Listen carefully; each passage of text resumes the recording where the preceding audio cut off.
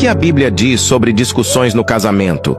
As discussões no casamento são uma realidade que a Bíblia reconhece e ajuda a resolver. Todo casal normal discute, mas a discussão não precisa levar ao pecado nem ao fim do casamento. A Bíblia ajuda a lidar bem com discussões no casamento. As discussões no casamento acontecem porque cada pessoa é diferente. Sempre vai haver algum atrito com outras pessoas. Quando duas pessoas vivem juntas, precisam aprender a superar as diferenças. A forma como lidam com as discussões pode separar um casal ou torná-lo mais unido. Se você é casado e tem passado por uma fase para resolver uma discussão no casamento, é importante se acalmar. Muitas discussões ficam fora de controle porque as pessoas ficam exaltadas e dizem coisas sem pensar, machucando o cônjuge.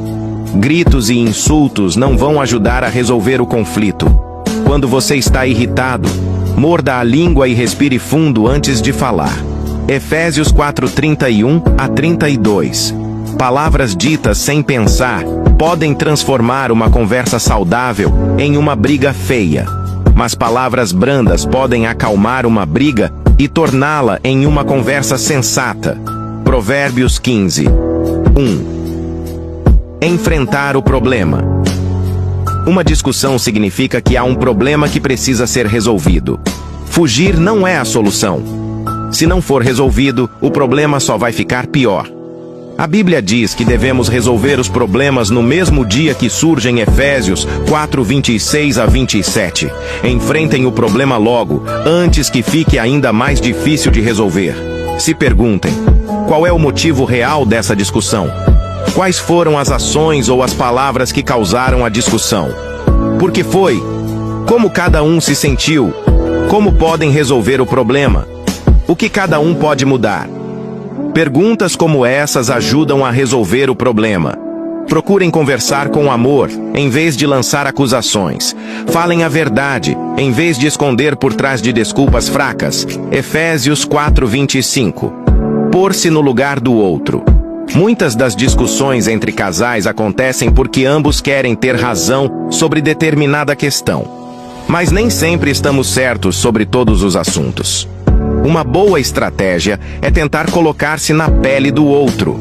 Isso chama-se empatia e é tão importante nos relacionamentos. Tente entender.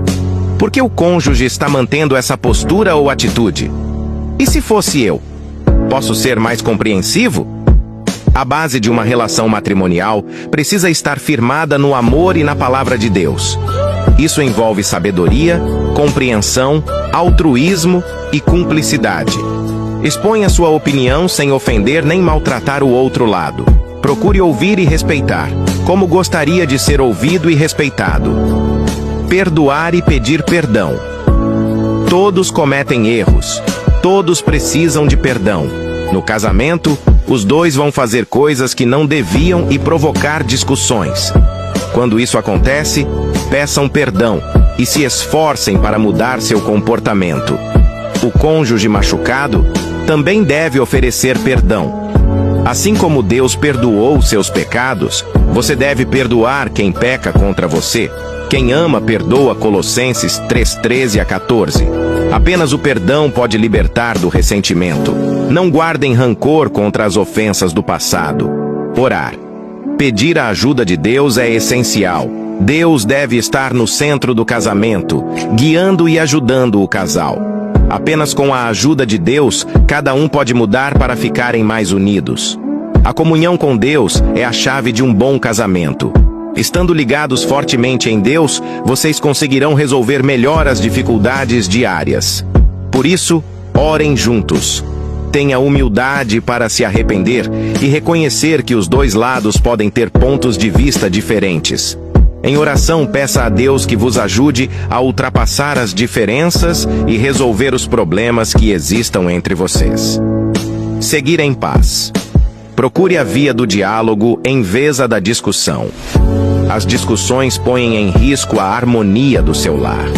Seja o primeiro a dar um passo em direção à resolução das discussões. Mesmo que isso exija relevar alguma coisa, dar o braço a torcer. Procure seguir em paz. Hebreus 12:14, com seu cônjuge.